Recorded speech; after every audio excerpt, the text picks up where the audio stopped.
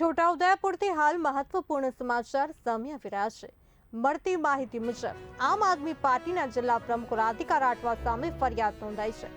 Bodeli police મથકે ગુનો દાખલ કરાયો છે। પોલીસની છબીને નુકસાન પહોંચાડ્યાનો આરોપ છે। મહત્વપૂર્ણ સમાચાર છોટાઉદેપુરથી સામે આવી રહ્યા છે। આમ આદમી પાર્ટીના જિલ્લા પ્રમુખ રાધિકા રાઠવા સામે ફરિયાદ નોંધાઈ છે।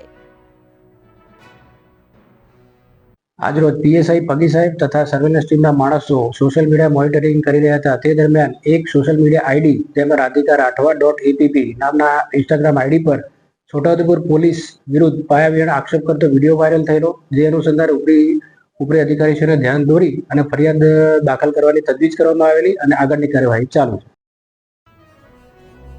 છોટાઉદેપુરથી મોટા સમાચાર। આમ આદમી પાર્ટીના જિલ્લા પ્રમુખ રાધિકા રાઠવા સામે ફરિયાદ નોંધાઈ।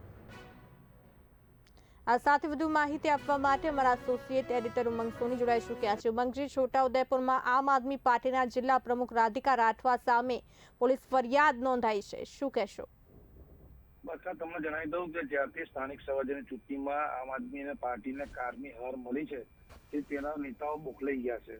ખાસ કરીને છોટાઉદેપુર વિસ્તારમાં જે સફળતા મળી છે, ધારી સફળતા મળી છે, છતાં પણ પોલીસ પર આક્ષેપો કરવા એક આમ આદમી પાર્ટીનો ચહેરો બની ગયો છે।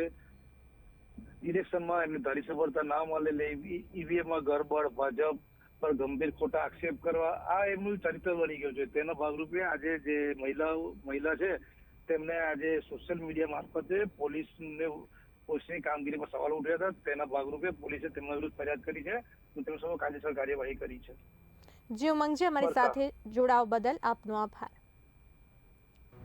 તો છોટાઉદેપુરમાં આમ આદમી પાર્ટીના જિલ્લા પ્રમુખ રાધિકા રાઠવા સામે પોલીસ ફરિયાદ નોંધાઈ છે। બોડેલી પોલીસ મથકે ગુનો દાખલ કરાયો છે। પોલીસની છબીને નુકસાન પહોંચાડ્યાનો આરોપ છે।